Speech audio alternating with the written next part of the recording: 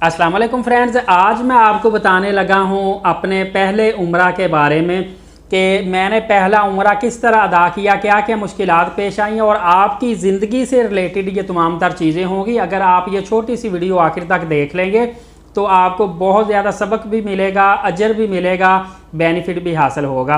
Friends, मैंने जब पहला उम्रा करना था तो 2018 की बात है, 2017 के आखिर की बात है।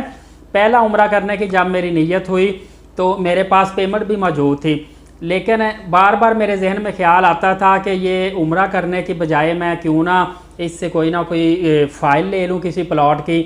कभी आए कि क्यों ना जो अपने पास प्लॉट पड़ा है उसको थोड़ा बहुत नींव वगैरह उनकी बुनियादें रखवा लें।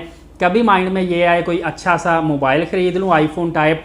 कभी कुछ माइंड में आए, कभी कुछ, मतलब कि जो मेरी असल नीयत थी उम्रा करने की वो मेरे जहन में ना आए और इर्द गिर्द तरह तरह के ख्याल आए कि ये कर लूँ वो कर लूँ। तो मैं बड़ा परेशान और कन्फ्यूज हो गया और बजाय इसके कि मैं उम्रा पर जाने की तरफ तवज्जो करूँ, मैं दूसरी चीज़ों के बारे में सोचने लग पड़ा।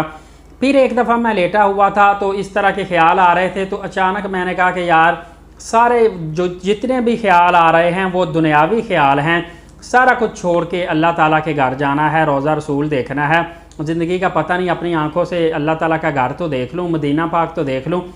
तो मैंने फ़ौरन कुछ भी ना सोचा, नेक्स्ट डे तकरीबन 10-11 बजे मैं ट्रैवल एजेंट के पास फ़ौरी पहुँचा तो उसको फ़ौरी तौर पर जाके मैंने पेमेंट अदा कर दी। और यकीन करें, जब उसको पेमेंट अदा की मुझे बहुत ज़्यादा दिली सुकून हुआ और उसके बाद मेरे जहन में इस तरह के ख्याल भी नहीं आए कि ये कर लूँ वो कर लूँ, क्योंकि पेमेंट तो मैं दे चुका था, मेरे हाथ खाली थे अब। और आपको इन शॉर्ट में मज़े की बात बताऊँ कि 3 जो बड़े ख्याल मेरे माइंड में आ रहे थे ना, जैसे कि प्लाट की बुनियादें भर लूँ, कोई एक सोसाइटी में प्लाट की फ़ाइल ले लूँ, इस टाइप के जो ख्याल 3 बड़े आ रहे थे जिसमें बड़ा एक्सपेंस होना था। जब मैं उम्रा करके आया विद इन 6 मंथ अल्लाह ताला ने वो भी तीनों मेरे काम जो थे बड़ी एक अजीबो गरीब तरीके से, वो मेरे जो 3 चीज़ें थी वो भी पूरी हो गई। मतलब कि मुझे गुमान भी नहीं था कहाँ से पैसे आए, कहाँ से अरेंज सारा कुछ हुआ और मेरे वो भी काम हो गए, क्योंकि मैंने सोचा कि मैंने अल्लाह ताला के घर जाना, नेकी करना प्रेफर किया था, इसलिए अल्लाह ताला ने मेरे दुनियावी काम भी कर दिए हैं, दीनी काम भी हो गया है। तो आप भी अक्सर आपके पास जब 2.5-3 लाख रुपए होता होगा, आपका दिल करता होगा कि मैं उम्रा पर चला जाऊं, लेकिन तरह तरह के ख्याल आते होंगे कि यार 3 लाख उम्रे पे लगाना, ये काम कर लूँ वो कर लूँ ऐसे कर लूँ। तो आप प्रेफर किया करें नेकी की तरफ। उसके बाद जो दुनियावी मामला है वो अल्लाह ताला खुद ही कर देता है, क्योंकि उम्रे पर जाते हैं जितना पैसा लगता है, खा उधर जाके खजूरें पानी भी लेते हैं, वो सारे का सारा अल्लाह की राह में ही होता है, सवाब होता है। और सेकंड थिंग ये है कि आपका हर कदम जो नेकी की तरफ उठता है, मक्का पाक रोज़ा रसूल की तरफ उठता है, हर तकलीफ़ जो आपको पेश आती है इसके बदले में आपको ढेरों अजर मिलता है, आपको अंदाज़ा भी नहीं होता। दूसरा, मैं आपको एक और चीज़ बताता चलूँ ताकि आप भी इससे थोड़ा सा सबक सीखें कि सफ़र हमेशा परेशानी ही का नाम है, इसमें सब्र करना चाहिए। हमेशा आपने एक मेरी बात याद रखनी है, जब आप उम्रा करके या हज करके वापस आ गए, कभी किसी को अपनी तकलीफ़ों का ना बताइए जो रास्ते में आपके साथ पेश आई है, क्योंकि अगर कोई और बंदे ने आपकी तकलीफ़ें सुन के ये सोच लिया कि सफ़र उम्रे का करना इतना मुश्किल है, तो हो सकता है वो ना जाए, उसकी वजह से आपको गुनाह हो। तकलीफ़ तो आती है, किसी को अपनी तकलीफ़ों का ना बताया करें, बल्कि जो अल्लाह ताला ने आपको इनाम दिए हैं, अपना घर दिखाया, बेज़मज़म पीते हैं, ज़ियारात करते हैं, रोज़ा रसूल देखते हैं, हजरे अस्वद का बोसा करते हैं, रियाजुल जन्ना जाते हैं, ये इतनी इतनी बड़ी नेमतें हैं कि आपको पता है ना 70,000 फरिश्ते रोज़ाना रोज़ा रसूल खाना काबा पर हाजिर होते हैं। और जब एक दफ़ा जो फरिश्तों का ग्रोह आ गया वो दोबारा ज़िंदगी भर नहीं आ सकता। और आप तो एक दफ़ा 20 दिन के लिए उम्रा पर जाते हैं, तो हर नमाज में आप खाना काबा जाते हैं, हर नमाज में रोज़ा रसूल जाते हैं। ये क्या नेमतें नहीं हैं, इनका जिक्र किया करें, तकलीफ़ों का ना किया करें। बहरहाल जो मुझे तकलीफ़ें पेश आई थी मैं जिक्र नहीं करना चाहता, लेकिन आपके सबक के लिए आपको बताना चाहता हूँ कि इस तरह की भी परेशानी इतनी बड़ी बड़ी भी आ जाती हैं। तो अगर आपको थोड़ी परेशानी आती है कोई सफ़र करने की, कोई 1-2 दिन डिले की, तो उस पर आप सब्र किया करें। मेरे साथ असल में ये हुआ था कि पहले तो गालबन नवंबर-दिसंबर के दिन थे, बहुत ज़्यादा धुंध थी, तो मेरी फ़्लाइट रात की थी। तो रात को जब मैंने टैक्सी करवा ली, उसके बाद मैंने कॉल की टैक्सी वाले को कि इस टाइम पे आ जाना। एयरपोर्ट पे जाने से, मतलब फ़्लाइट फ्लाई करने से 4-5 घंटे पहले मैंने उसे कहा था आ जाना। तो बाय चांस मैंने ऑनलाइन जो एयरपोर्ट में फ़्लाइट की टाइमिंग देखी तो वो फ़्लाइट रात 8 बजे की बजाय 11 बजे हुई थी। फिर मैंने टैक्सी वाले को कॉल की, मैंने कहा यार आप 3 घंटे लेट आना, फौरी ना आना। तो कहता ठीक है। फिर 11 बजे फ़्लाइट थी तो फिर मैंने 11 बजे से कोई 4 घंटे 4.5 घंटे पहले फिर मैंने ऑनलाइन चेक किया फ़्लाइट का शेड्यूल। तो फिर एयरलाइन का जो टाइम था फ्लाई करने का वो आ रहा था रात के 2-3 बजे का। तो फिर मैंने उसको रोक दिया कि यार मैं जब आपको कॉल करूँगा तब आप आना। और रात के 2-3 बजे जब उससे 4 घंटे पहले फिर मैंने चेक की फ़्लाइट तो वो आ रही थी सुबह तकरीबन 8 बजे। और इस वजह से थी कि धुंध बहुत ज़्यादा पड़ी हुई थी। मेरे घर वालों ने मुझे कहा आप फ़्लाइट मिस ना कर बैठना, घर बैठे हुए हो, ऑनलाइन इंटरनेट से ही देखी जा रहे हो। तो मैंने कहा ये ऑनलाइन इंटरनेट पे जो शेड्यूल आ रहा है आप खुद भी गूगल से सर्च कर सकते हैं, जो किसी भी एयरपोर्ट का शेड्यूल है, जो एयरपोर्ट पे ऑनलाइन फ़्लाइटों का शेड्यूल चल रहा होता है वो ऑनलाइन आप देख भी सकते हैं घर बैठे ही। बहरहाल मैंने फिर घर वालों के कहने पे सुबह 8 बजे का वेट ना किया, मैंने टैक्सी ड्राइवर को तहज्जुद के टाइम पे ही बुलाया और मैं एयरपोर्ट पर रवाना हो गया। और जब वहाँ पे पहुँचा तो पता चला अब फ़्लाइट 11 बजे जानी है, धुंध की वजह से, क्योंकि जो मौसम था मतला था, अबरआलूद था और मौसम बिल्कुल वाज़िया नहीं था। तो फ़्लाइट जो थी वो टेक ऑफ करना मुनासिब नहीं थी। मतलब कि सफ़र से पहले ही मुझे ये परेशानी आई और वो फ़्लाइट तकरीबन 1 बजे गई थी। इन शॉर्ट आगे सऊदीया एयरपोर्ट पे मेरे साथ एक बहुत बुरा हादसा पेश आया। पहले भी मैंने आपकी अपनी एक वीडियो में बताया था कि एयरपोर्ट पे मेरी एयरलाइन के तमाम मुसाफिर थे, अपना सामान चेक करवा के आगे जाते गए।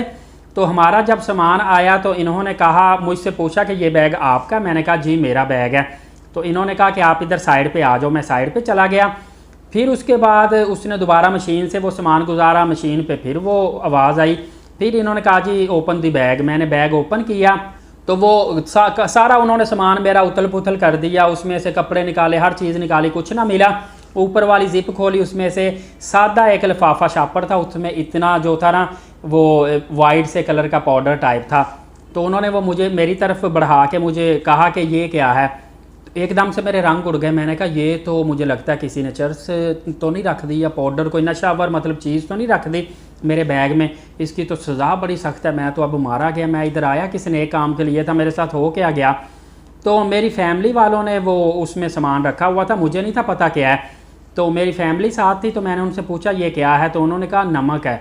तो मैंने फिर उसको बताया नमक है। उतनी देर में उसने खोल के शापर चक के भी चेक कर लिया। तो उन्होंने कहा यार आपका दिमाग ख़राब है, आप यहाँ से 2 रियाल का नमक लोगे, 3 रियाल का नमक लोगे, महीना आपका वो नमक नहीं ख़त्म होना, तो आप घर से इतना को नमक सादे शापर में उठा के ले आए हो। थोड़ी सी उन्होंने मुझे इंसल्ट की या नसीहत कहने की।